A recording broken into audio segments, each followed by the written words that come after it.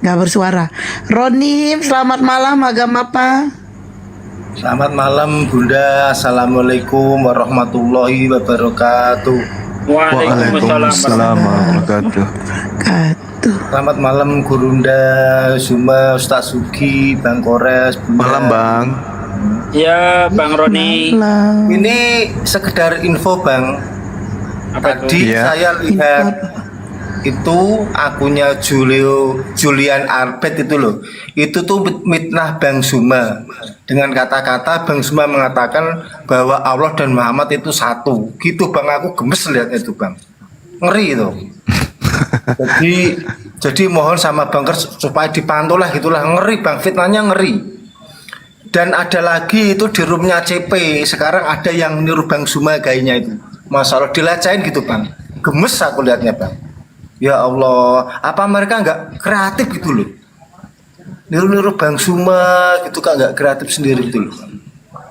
Wah, aku lihatnya dongkol banget Bang. Semua si Julian Arbet tuh Bang yang parah tuh Bang. Ngatain kata Al-Quran itu. Ya itu Kok bisa gitu? kreatifnya. Sukses membuat umat Islam kesal. Nah, itu membuat umat Islam jengkel. Sukses itu. Iya, tujuannya itu kan. Wa kanal kafiru ala rabbihi zahira. Dan adalah saudara-saudara orang kafir dan saudara-saudara setan itu adalah orang kafir. Mereka adalah menolong setan untuk durhaka kepada Tuhan. Itu jelas itu. Wa ikhwanuhum yamuddunahum fil gayyi tsumma la yuqsirun. Dan saudara-saudara setan itu adalah orang kafir. Mereka akan berkongkol untuk menyesatkan manusia dan mereka tidak akan berhenti untuk menyesatkan. Wajarlah itu. Jadi teman-teman, kembali kepada pertanyaan si Om Poot tadi, kalau beliau Om Poot beneran ya. Kenapa Al-Quran kemudian meluruskan bahwa Nabi Isa itu adalah seorang laki-laki yang suci? Karena kalau kita melihat di dalam Talmud Sabbat 104b itu, Mana bisa dikatakan suci? di situ Ada aja Mas, cuma ada aja. Nabi Muhammad dikatakan suci? Tidak ada. Weh. Saya bilang langsung tidak ada. Diam mereka. Weh, mulai yang lain nyundul, lain begini-gini. Saya bilang saya tidak bahas saya tidak bahas Yesus. Saya bahas di sini Al-Quran, Nabi Isa dan Muhammad. Weh. Langsung tanpa ngomong saya dikeluarin. Iya. Ini saya Fitnah Anda kabur. Gak ada yang ngeluarin. ada. Halo. Empot, Fitnah lu ngadu Empot sama kamu bini nggak gua. usah gitu Empot. Gak usah kok malu-malu Fitnah. ngaku Pot. Kamu Saya ada. nantang saya, habis itu kamu batalin sendiri tantanganmu. Kenapa? Karena kamu minim ilmu, bos. Enggak, ada saya Mas, ada saya. Halo. Kamu minim ilmu, Pot. Ada. Halo, Bang Suma, ada. Saya tetap mau Iya, iya. Saya tunggu Gitu giliran dong. tadi Mas, saya tunggu giliran.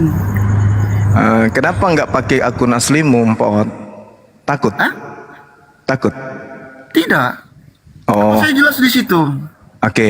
Sekarang saya ajarin kamu ya, bro. Ya. Di dalam kitabnya orang Yahudi ada kata mamzer. Mamzer itu tuduhan yang diberikan kepada orang-orang Yahudi yang memberikan tuduhan itu kepada Maria. Sehingga di dalam kitab mereka yang saya katakan tadi, itu Yesus dituduh sebagai anak hasil zina. Yesus itu putra pantera yang kemudian berzina dengan Maria. Itu diceritakan di dalam kitab Talmudnya orang Yahudi. Nah, Yesus yang adalah nabi, di dalam iman kami adalah rasul. Di dalam kitab Talmud dikatakan Sabbat 104b itu diterangkan dengan kata mamzer, artinya anak zina, anak haram. Maria kemudian dituduh berzina dengan seorang prajurit Romawi bernama Pantera. Itu di kitabnya Yahudi. Maka Al-Quran datang mensucikan beliau. Jangan Anda jadikan itu sebagai hadiah untuk kamu. Tidak. Al-Quran datang bukan untuk Kristen. Al-Quran datang untuk menuduh, untuk kemudian meluruskan tuduhan orang-orang kafir yang membantah kenabian Yesus. Makanya dikatakan innama ana rasulu rabbih li ahabalaki gulaman zakiyan Wahai Maria, sesungguhnya aku hanyalah utusan Tuhanmu untuk menyampaikan anugerah kepadamu seorang anak laki-laki yang suci. Ini apa ayatnya? Untuk membesarkan kepala Kristen? Tidak. Ini untuk membantah, mengagungkan Nabi Isa yang dituduh sebagai anak zina. Makanya dalam Talmud itu diterangkan itu. Diterangkan bagaimana kemudian Talmud bercerita kalau Yesus itu adalah mamzer. Yesus itu anak zina. Di mana dalilnya? Baca di Talmud Sabat halaman 104, halaman nomor 104, 4b. Sekarang pertanyaannya, Kristen ketika menemukan tuduhan orang Yahudi kepada Yesus, apa pembelaan Kristen terhadap Yesus? Ada? Tunjukkan. Di mana Yesus dikatakan anak lahir ini adalah anak suci? Malah di kitab Anda lebih menghinakan lagi, karena dia dilahirkan dari seorang wanita yang sudah bertunangan dengan Yusuf. Ini, Bang Suma, oke. Oke, Bang Suma. Ayo. Bang Suma, coba Bang Iya. Suma buka Yohanes 13 ayat 13. Apa itu? Yohanes, Nabi Isa katakan Iya. saya ini Tuhan, saya guru dan Tuhan.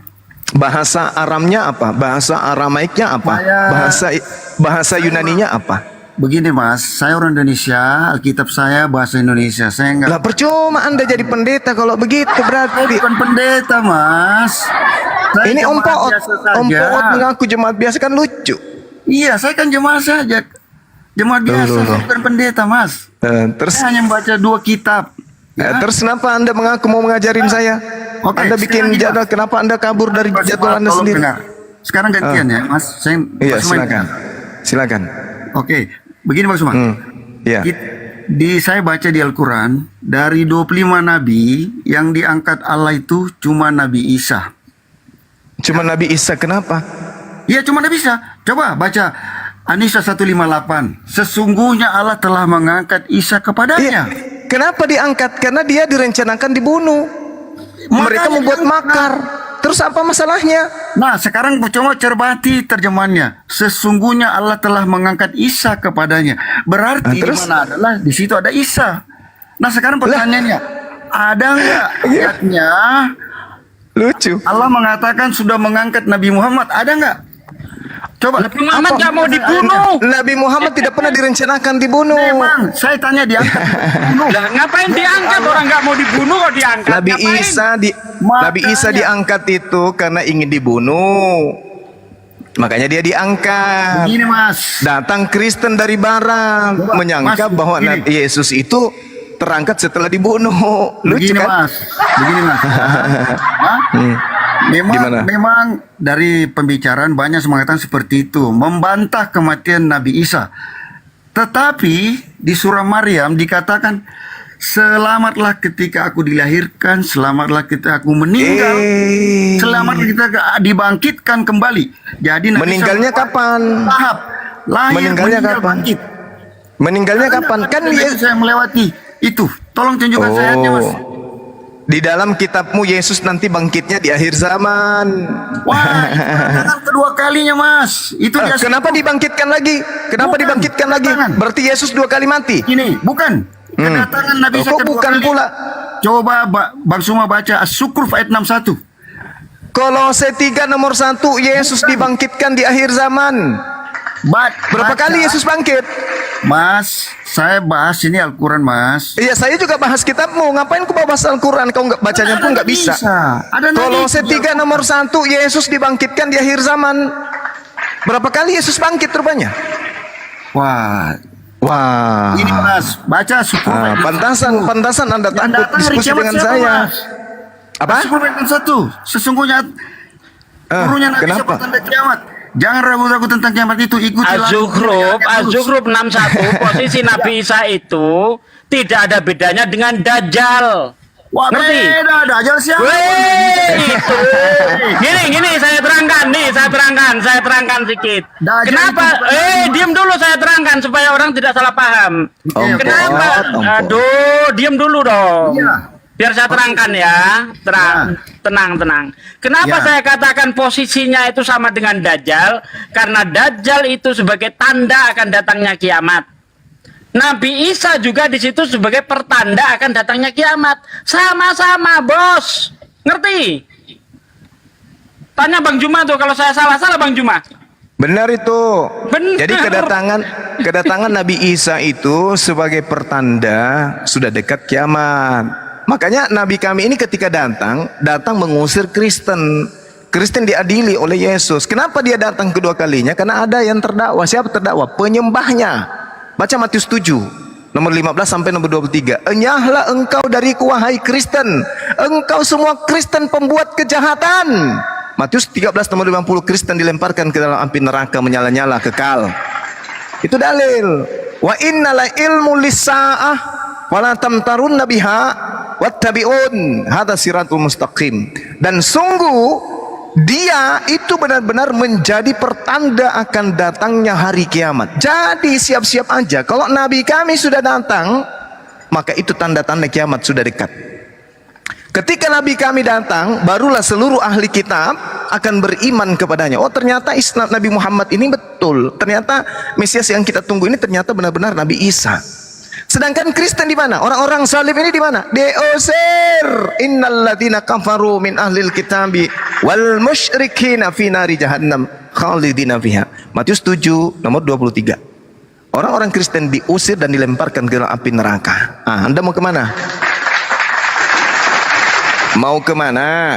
Ingat ya, Kolose 3 nomor 1 itu menjawab asumsi Anda di dalam surah Maryam ayat 33. Di situ ada kata sunegeiro. Sunegeiro artinya dibangkitkan. Jadi Yesus dibangkitkan pada akhir zaman. Sedangkan dalam kitab Ibrani dikatakan manusia mati hanya sekali saja. Itu dalam kitab Ibrani.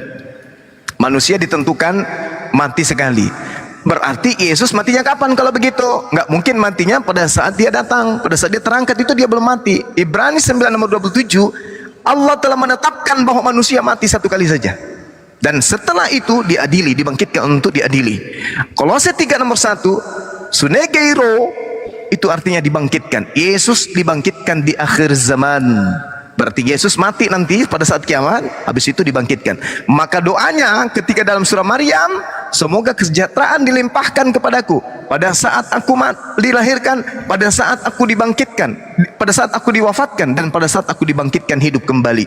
Artinya wassalamu alayya yauma wulidtu wa yauma amut, itu belum terjadi pada dirinya, tapi nanti setelah kedatangan keduanya baru dunia dikiamatkan, matilah dia di situ. Begitu kemudian dibangkitkan, Yesus kembali dibangkitkan bersama-sama dengan manusia yang lain. Kata beliau kemudian, wa yauma ub'atu hayya sunegeiro.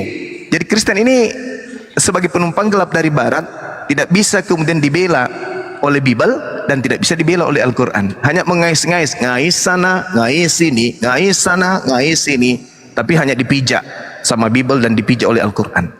Begitu 4.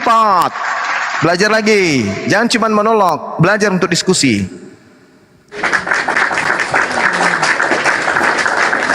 Kalau perlu berdua dengan istrinya.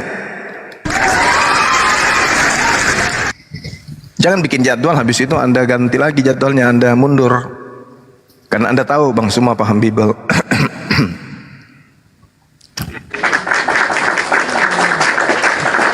Ingat ya, pelajaran buat Kristen ya, khususnya yang Indonesia. Yesus itu nanti bangkit di akhir zaman. Bangkit nanti setelah kiamat. Itu diceritakan kemudian di dalam kitab Anda sendiri, begitu juga di Al-Quran. Jadi tinggalkan itu ajaran-ajaran yang aneh-aneh dari barat, itu tinggalin aja. Mending kalian ateis. Karena ajaran Kristen itu adalah ajaran anti-Yesus, anti-Kristus. Pada saat Anda menyembah manusia Kristus, pada saat itu Anda membantah kekristusan Yesus. Kristus itu adalah manusia yang diurapi, yang ditahirkan, yang ditasbihkan, yang disucikan, yang ditobatkan, yang dibersihkan oleh Tuhan. Itulah yang disebut Yesus ini sebagai Kristus, Mesias. Itu. Siapakah pendusta itu? Bukankah mereka yang menyangkal bahwa Yesus itu adalah Kristus? Nah, tuh. Yang menyangkal Yesus itu sebagai manusia adalah Kristen. 2 Yohanes 1 nomor 7. Siapakah penyesat itu? Bukankah dia yang pergi ke seluruh dunia, yang tidak mengaku bahwa Yesus itu datang sebagai manusia? Jadi kalau orang Kristen menuhankan Yesus, berarti membantah kemudian bahwa Yesus itu datang sebagai manusia. Apa buktinya? bahwa Kristen itu antikristus. Buktinya mereka mendirikan bangunan, masuk ke dalamnya setiap hari Minggu, lompat-lompat menyembah anak manusia. Itulah bukti apa, Bang? Apa? Itulah bukti bahwa Kristen ini adalah anti terhadap Yesus. Yesus mengajarkan menyembah kepada Elohim, Eloah, Allah, Allaha. Tetapi Kristen justru mengajarkan menyembah kepada anak manusia. Nah, itulah bukti bahwa Kristen itu adalah antikristus. Makanya dalam Matius 7 nomor 15 sampai nomor 23, saudara Om Poot, kalian semua dienyahkan ke neraka menurut Yesus. Tanda-tanda pengajaran nabi palsu adalah memanggil Yesus Tuhan, mengusir setan pakai nama Yesus, bermujizat pakai nama Yesus, bernubuat pakai nama Yesus, dan itu hanya ada di Kristen. Apa kata Yesus? Pada saat itulah aku akan berterus terang kepada mereka, enyahlah daripadaku, kalian semua adalah pembuat kejahatan. Halilintar. Demikian. Aku bersuara dikit ya. Om Poot silakan dibuka mic-nya, Bang. Cek cek cek.